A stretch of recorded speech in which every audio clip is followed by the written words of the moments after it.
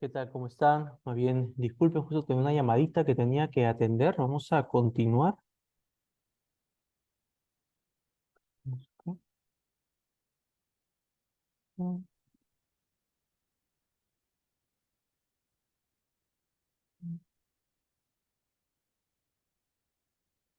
Mm, sí. Bueno, entonces habíamos visto cómo la enfermedad renal crónica podía despertar los trastornos electrolíticos que hemos visto en las semanas previas y también a su vez hemos explicado cómo una enfermedad renal crónica puede despertar una acidosis metabólica con un income normal y a medida que se lleva a la falla renal, una acidosis metabólica con anion gap aumentado, ¿no? Por el ácido titulado, en este caso los fosfatos, y también las toxinas urémicas. Pero eso no solo queda aquí. Vamos a visualizar que al disminuir la tasa de filtrado medular, al disminuir la función renal, va a disminuir lo que viene a ser la excreción de líquidos y de sodio, pudiendo aportar a lo que viene a ser un aumento de la bulimia en los pacientes con enfermedad renal crónica. Y este aumento de la bulimia puede terminar llevando al paciente a un edema tisular, ¿no? ¿Qué es lo que va a ocurrir? ¿No? Podemos visualizar aquí en este ejemplo que hemos tomado para el edema pulmonar, podemos visualizar cómo la enfermedad renal que lleva a una pérdida de la función renal nos lleva a una caída de la tasa de filtrado medular, llevando a una disminución de la diuresis.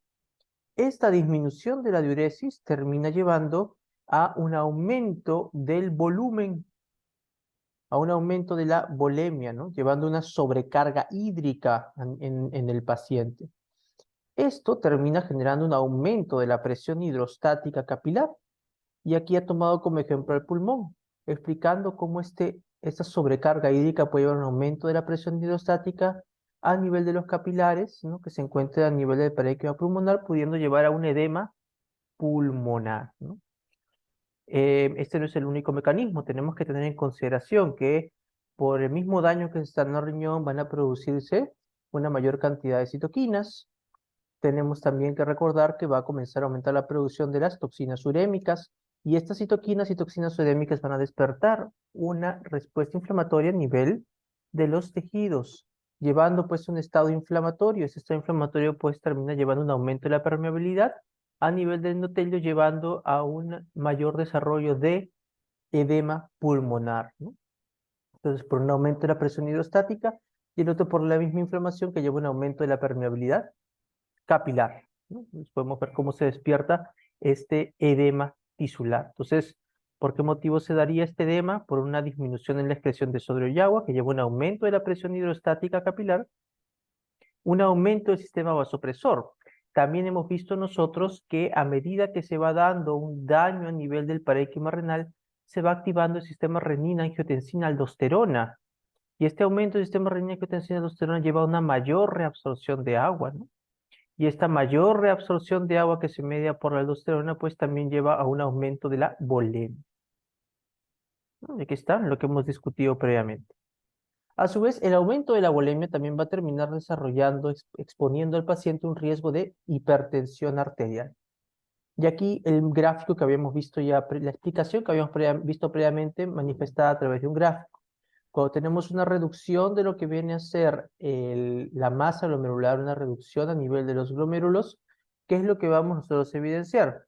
Vamos a evidenciar una disminución en la excreción de sodio. Esto lleva a una retención de sodio a nivel corporal. El sodio, recuerden que es el principal osmol del extracelular, por lo tanto, cuando se retiene sodio, se retiene también líquido, se expande el extracelular. Y esta expansión del extracelular termina llevando un aumento de qué cosa, de volumen circulante efectivo, manifestándose en hipertensión arterial. Bueno, ¿qué otra cosa más se va a dar? Hemos visto nosotros cómo el efecto de la glomeruloesclerosis termina pues desencadenando un estatus de hipoperfusión a nivel de las arteriolas aferentes y esto termina desencadenando una activación del sistema renina-angiotensina-aldosterona, no siendo este el único mecanismo, sino también una activación del reflejo túbulo glomerular que termina también llevando una mayor secreción de renina, activando el sistema renina-angiotensina-aldosterona, que sabemos que cuando se eleva la angiotensina 2, va a generar de manera directa una mayor vasoconstricción a través de sus receptores AT1, llevando al aumento de la señal periférica e hipertensión arterial. Termina elevando los niveles de aldosterona, aumentando la reabsorción de sodio. Recuerden que la angiotensina 2 también de manera directa a nivel del túbulo contorneado proximal también media una mayor reabsorción de sodio. Entonces media una mayor reabsorción de sodio, expande aún más el volumen extracelular y eso me predispone también a un estado de mayor volemia e hipertensión arterial. No se olviden también que la angiotensina 2 también, ¿qué cosa va a mediar? Una mayor actividad de la hormona antidiurética, que también aumenta mayor cantidad de reabsorción de agua libre, llevándome o colaborando con la hipertensión arterial. ¿Ya? No se olviden, por favor, de esos datos que estamos comentando. La angiotensina 2 también tiene un estímulo importante sobre el sistema nervioso autónomo, ¿no? Sobre el sistema nervioso autónomo. Y esto también favorece aún más la hipertensión arterial. Otro dato también, la glomerulosclerosis va a llevar a un endotelio activado, ¿no? Y dentro de eso es también la producción de otros componentes como la endotelina, ¿no? Que favorece también la vasoconstricción, que también ya lo hemos visto en la ruta fisiopatológica de la enfermedad renal crónica. Entonces disminuye la excreción de sodio y agua, aumentan los sistemas vasopresores que hemos visto previamente, y esto lleva también a un aumento de la presión arterial y del volumen circulante efectivo. Por ese motivo, el aumento de la volemia predispone a edema tisular e hipertensión arterial en pacientes que tienen enfermedad renal crónica. ¿Qué cosa también va a aportar para el edema tisular? La inflamación sistémica. La inflamación sistémica me aumenta la permeabilidad capilar y me daña también la integridad de las barreras capilares, llevando una mayor fuga de líquido hacia el intersticio, aportándose los edemas tisulares. Y de esta misma manera, no solo las interleuquinas producto de la inflamación sistémica, sino las toxinas urémicas, que como ya lo vimos en injuria renal aguda, actúan como noxas, dañando, estimulando la producción de radicales libres, que terminan potenciando la inflamación sistémica, la inflamación en el tejido donde se comienzan a ubicar esas toxinas, ¿no? Aportando más inflamación y mayor permeabilidad, ¿no? Seguimos, vamos a hablar de la formación de las toxinas urémicas, que también ya lo hemos visto nosotros en injuria renal aguda. Hemos visto nosotros que la mayoría de las toxinas urémicas, que son las que nos deben importar para lo que viene a ser la sesión, provienen, ¿no? Provienen de metabolismo, ¿no? De aminoácidos y de derivados de la flora bacteriana, del tracto gastrointestinal. Estos metabolitos, producto de la flora bacteriana del tracto gastrointestinal, ingresan del tracto gastrointestinal hacia la circulación portal. En la circulación portal pasan por el hígado, que realiza el metabolismo de primer paso, que ya lo están visto ustedes en fármaco en sus primeras semanas. Y después estos derivados van a terminar formando ya las toxinas urémicas per se. Las más importantes a recordar, que viene a ser el indoxilsulfato, el p-crecilsulfato, el ácido hipúrico. Esos tres son los más importantes que me gustaría que ustedes puedan recordar de toxinas urémicas. ¿Por qué motivo? Porque ya vamos a ver nosotros que estas toxinas urémicas que les acabo de comentar a ustedes son las que de forma más difícil son las que más va a costar que se puedan remover de la circulación a través de la diálisis. Son las más difíciles. ¿Por qué motivo? Porque tienen una, un- una, este, porque tienen un tamaño pequeño, y aparte de tener un tamaño pequeño, también se fijan a las proteínas. Y esto va a limitar lo que viene a ser su extracción de la sangre a través del proceso de la hemodiálisis. Nótese que estos de aquí son aniones, y cuando se elevan, pues también aportan a la elevación del anion gap. Y aquí estamos en un túbulo, ¿no? Este es un corte transversal del túbulo contorneado proximal. Y nótese que en la cara vasolateral tenemos nosotros a los OAT1 y 3, que son los Organic Anion Transporter 1 y 3, ¿no? Los transportadores de aniones orgánicos 1 y 3, que favorecen, ¿no? La secreción de estas toxinas urémicas hacia la luz del túbulo contorneado proximal para su posterior excreción. ¿Qué es lo que va a pasar? Una enfermedad renal crónica, estos túbulos, los glomérulos se van a ver comprometidos, dañados, va a disminuir la filtración y va a disminuir la secreción de estas toxinas urémicas, llevando a qué cosa? A un aumento de estas en sangre, aportando estas a lo que viene a ser el síndrome urémico, aportando estas al síndrome urémico, ¿no? Habíamos nosotros discutido previamente la diferencia entre azotemia y síndrome urémico. Y una azotemia era una elevación, pues, ¿no? De lo que era la urea, la creatinina, ¿no? Que están consideradas como toxinas urémicas, ya los vamos a ver en la clasificación, ¿no? Pero que no generaban, digamos, manifestaciones clínicas. Hasta ese momento se le llama azotemia. Pero cuando el aumento de toxinas urémicas ya comienza a desarrollar manifestaciones clínicas, ya deja de ser llamado azotemia y pasa a ser llamado síndrome urémico. Aquí tiene usted lo mismo, lo que me gustaría que usted pueda recordar. Hay un ingreso de las proteínas, como en este caso el triptofano, ingresa al tracto gastrointestinal, en parte de sus aminoácidos termina metabolizando por lo que viene a ser la flora bacteriana del colon, se forma el indol, pasa por la circulación portal, llega al hepatocito, metabolismo de primer paso a través de una citocromo P450, se termina formando el indoxil sulfato. Este indoxilsulfato normalmente se debe de filtrar o se debe también de secretar, ¿no? Para mediar su eliminación y que no se eleve y termine desencadenando pues daño a nivel celular, ¿no? Como hemos visto nosotros, las toxinas urémicas generan daño celular, dentro de esto la producción de radicales libres, ¿no? Entonces, aquí tiene usted toxinas urémicas, ¿no? Las toxinas urémicas, importante que lo recuerde, se clasifican en tres grandes grupos. Aquellas toxinas urémicas que son hidrosolubles, ¿no? Y de un peso molecular inferior a 500 Daltons. Dentro de estas, aquí tenemos a la urea, al ácido úrico y a la creatinina, ¿no? Ya estas ya las conocemos nosotros. Y dentro de lo que vienen a ser las moléculas de mediano tamaño, tenemos aquellas que tienen ya pesos moleculares superiores a los 500 Daltons. No, aquí tenemos nosotros a los AGEs, ¿no? A los Advanced Glycation End Products, ¿no? Los productos de glicosilación avanzada, ¿no? Que ya los conocemos. Citoquinas, endotelina, ¿no? Entre otras moléculas, ¿no? Y aquí vienen las importantes que yo deseo que ustedes puedan recordar, ¿no? Aquellas toxinas urémicas que se unen a las proteínas, que tienen bajo peso molecular. Dentro de estos el ácido hipúrico, el indoxil sulfato y el pecresil sulfato. No se olviden de esas tres, por favor. No se olviden, por favor, de esas tres que son importantes que las puedan recordar. Estas son importantes de recordar. ¿Por qué motivo? Porque son difíciles de remover en la diálisis, ya sea peritoneal o hemodiálisis. No olvidar.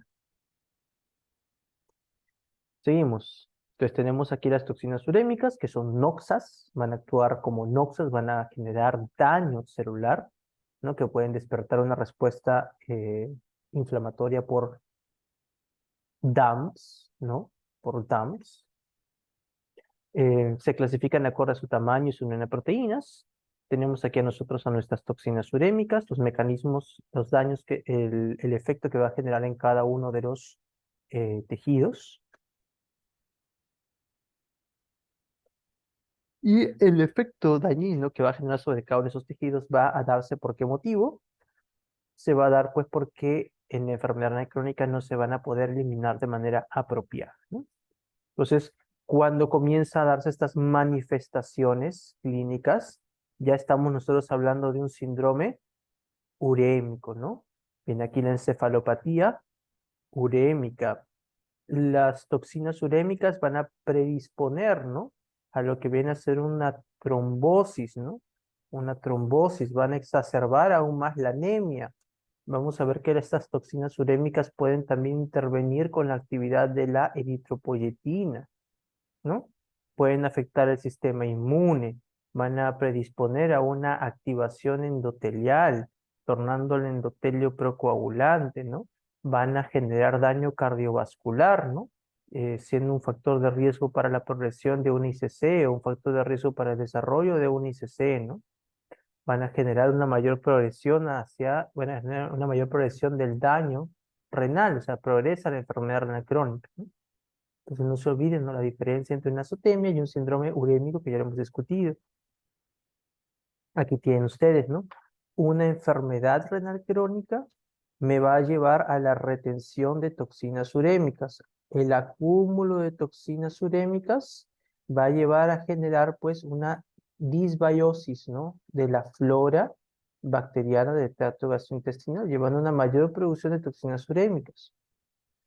Y estas toxinas urémicas, al comenzar a acumularse a nivel sistémico, van a comenzar a afectar el cerebro, el corazón, los huesos, ¿no?, lo que viene a ser también a las plaquetas y al endotelio.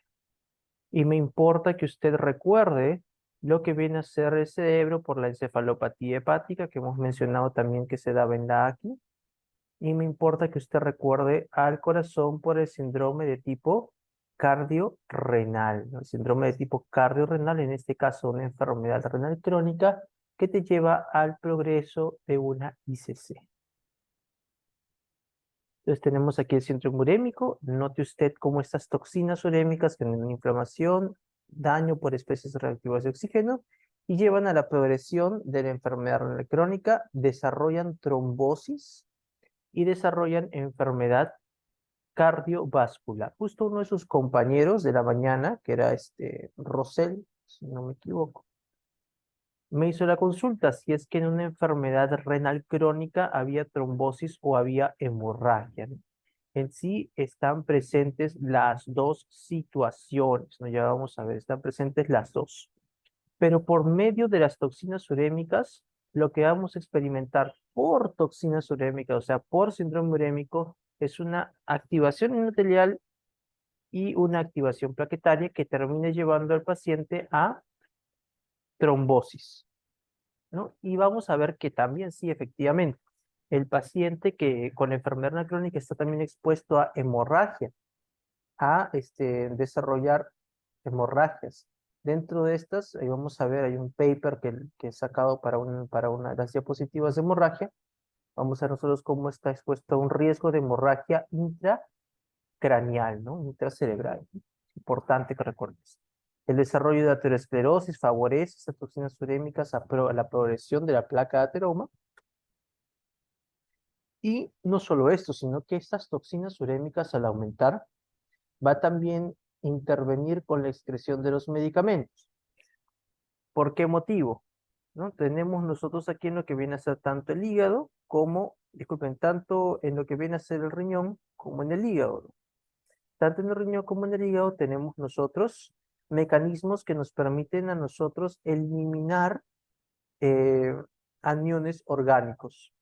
Y muchos de estos aniones orgánicos que ingresan, pues, que ingresan al cuerpo, que no se producen en el cuerpo, sino que ingresan, son medicamentos. Tenemos varios medicamentos que son aniones orgánicos. Y estos aniones orgánicos, pues, se terminan excretando de manera considerable a nivel de la orina, a través de los OAT1, OAT3, ¿no?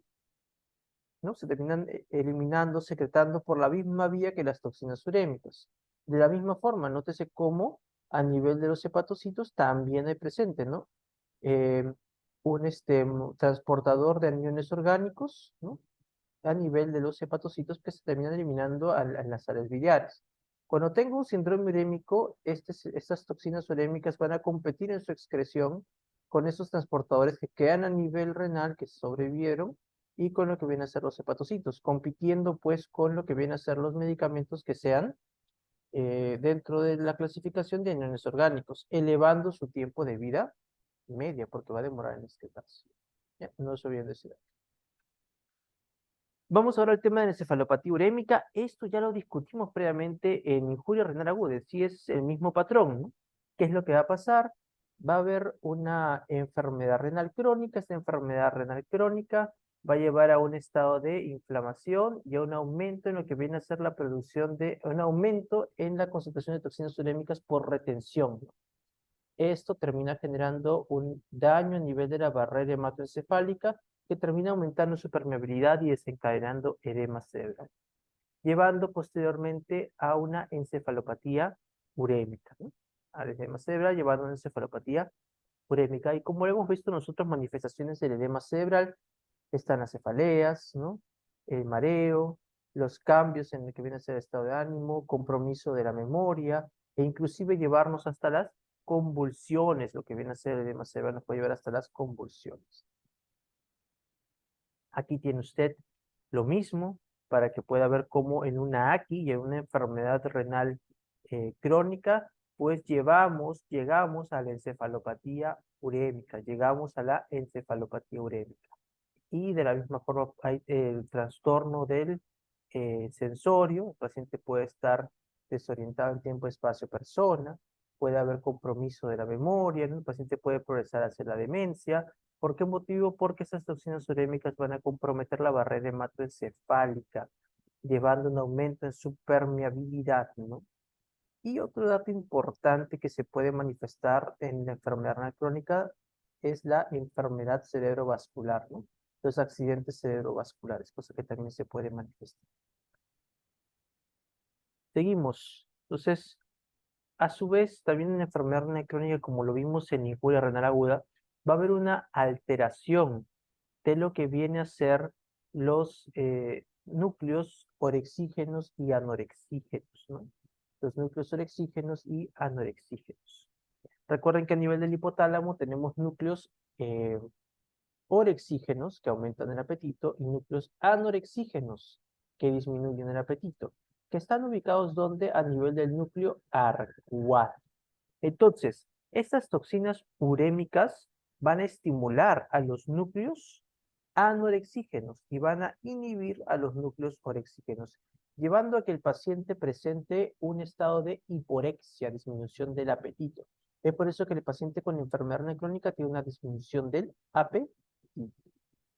Y también lo mismo, estamos en el cerebro, en el hipotálamo, y estamos aquí en el núcleo arcuato. Tenemos nosotros al núcleo anorexígeno o de la saciedad y tenemos aquí al núcleo orexígeno del apetito. Las toxinas urémicas estarían activando los núcleos anorexígenos, estimulándolos e inactivando, inhibiendo los núcleos orexígenos. Y por eso el paciente presenta hiporexia. No solo son las toxinas urémicas, sino también las interleuquinas. Entonces, el factor de necrosis tumoral. El factor de necrosis tumoral, ya lo habíamos comentado previamente, genera un estado de hiporexia responsable de, y por eso antiguamente se llamaba la caquexina, responsable de desencadenar hiporexia en los pacientes que presentaban pues neoplasias, ¿no? En este caso terminales, responsables también de desencadenar la hiporexia en las inflamaciones crónicas. Entonces ahí está, encefalopatía urémica, la anorexia e hiporexia. Aquí creo que todavía no está la imagen donde se ven las toxinas urémicas, pero aquí ya se puede ver, nótese por favor, las citoquinas, producto de la inflamación, cómo es que estas de aquí terminan estimulando lo que viene a ser a los centros anorexígenos del núcleo arcuato, y cómo esas citoquinas terminan inactivando a los centros, a las neuronas orexígenas del núcleo arcuato, llevando pues a un estado de hiporexia. Otro dato interesante, ya que estamos tocando este tema, es para que usted pueda visualizar a la insulina, ¿no? Cuando se libera insulina, la insulina también, aparte de mediar el ingreso de glucosa a las células, el ingreso de potasio a las células, también media qué cosa, lo que viene a ser la saciedad, ¿no? Termina estimulando a las neuronas anorexígenas, inactivando las neuronas orexígenas, ¿no? Para que más o menos tenga una idea de esta situación. Ya. Y aquí está la imagen. Entonces, aquí tiene usted otra vez núcleo arcuato, neuronas,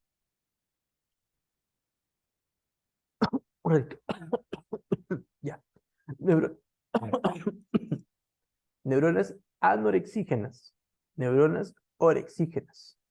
Y tenemos aquí a las toxinas urémicas. Las toxinas urémicas tienen un efecto estimulante sobre las neuronas anorexígenas, favoreciendo la hiporexia. Y tiene un efecto inhibitorio sobre las neuronas orexígenas, ¿no? Entonces, de esta forma se favorece la hiporexia, ¿no? La hiporexia. Bueno, como parte de la encefalopatía urémica no solo está la anorexia, la hiporexia, lo que viene a ser el tema del trastorno del sensorio, las cefaleas, los mareos, cambios de estado del ánimo, sino que también podemos presentar disturbios sinápticos por la misma alteración que se va a presentar en el paciente del compromiso inflamatorio, del edema cerebral, va también a darse las convulsiones, ¿no? Se pueden presentar convulsiones, no está la imagen por acá, pero estas convulsiones es también posible que se puedan desencadenar en una enfermedad renal crónica producto del disturbio que se da a través de la barrera hematoencefálica y del respectivo edema cerebral que experimenta el paciente en una encefalopatía urémica. Vamos ahora a otra manifestación de la encefalopatía urémica, que es importante que ustedes lo conozcan, que ya lo vimos en injuria renal, que viene a ser las conocidas pterixis, también llamada flapping, también llamada aleteo. Llamado, así como le dijimos de broma, su nombre de pedigrí, mioclono metabólico negativo secundario, ¿no? Entonces, ¿qué es lo que hace qué es lo que es el asterixis? Vamos a ver acá. Para que se dé el asterixis, uno como médico, como evaluador, tiene que pedirle al paciente que extienda las manos, que extienda la muñeca, y uno pone la mano, a nivel de la palma de la mano del paciente y con su mano extiende la muñeca del paciente y luego la suelta. ¿Qué es lo que va a ocurrir? Cuando usted suelte la mano del paciente, va a haber una caída brusca, luego con la respectiva extensión, ¿no? ¿Qué es lo que nos dice a nosotros? Que se extiende la articulación radiocarpiana, la articulación de la muñeca, y el paciente presenta un cese brusco de la actividad muscular. Esto quiere decir que no puede mantener extendida la muñeca y se cae. Y luego después de eso otra vez se vuelve a extender y da esta imagen de aleteo, ¿no? Da esta imagen de aleteo. Entonces usted ve cómo usted extiende la muñeca, suelta y después de eso no puede mantener la contracción, ¿no? De la mano extendida y se cae. Y otra vez vuelve a extenderse y se vuelve a caer, se vuelve a extender, se vuelve a caer y da ese aspecto de aleteo. Ok, ¿qué otra cosa más se puede presentar aquí? Podemos presentar un síndrome cardiorrenal de tipo 4, ¿no? Aquí un lapsus no debe ser 3, 4, ¿no? Síndrome cardiorrenal de tipo 4, que viene a ser una enfermedad renal crónica que lleva a una falla cardíaca, ¿no? Una enfermedad renal crónica que lleva a una falla cardíaca. Entonces, podemos ver cómo, en este caso, las toxinas urémicas, que las pueden ver ustedes acá, también lo que viene a ser la elevación de la presión arterial, ¿no? Producto de la injuria renal que nos lleva a a una retención de sodio, retención de líquidos, también la misma elevación de la angiotensina 2 y la aldosterona que tiene un efecto importante en el remodelado cardiovascular, terminan llevando al paciente a una ICC, ¿no? Una falla cardíaca. Es el síndrome de tipo cardiorrenal 4. ¿Qué otra cosa también puede darse, no? Puede darse lo siguiente, ¿no? Que el indoxasulfato, el pequesosulfato puedan llevar a el depósito de estos a nivel del espacio pericárdico también del ácido hipúrico, y el depósito de estos lleve a injuria a nivel del pericardio, llevando a un estado inflamatorio con un respectivo derrame pericárdico, inflamación de pericardio, desencadenando pues una pericarditis urémica. Es otra manifestación que se puede presentar. Bueno, entonces también el derrame pericárdico, ¿no? Por pericarditis urémica. Seguimos. Vamos ahora a esta pregunta, ¿no? ¿Cómo es el estado eh, de lo que viene a ser el tema de la coagulación a nivel de una enfermedad crónica? ¿Es protrombótica? ¿Es prohemorrágica? ¿Cómo es? Es ambos. Hemos visto que por las toxinas urémicas lleva a la trombosis, pero que también por otros factores importantes a tener en consideración, el paciente puede experimentar diversos tipos de hemorragia cerebral, ¿no? Diversos tipos de hemorragia cerebral. Deme un segundito, por favor.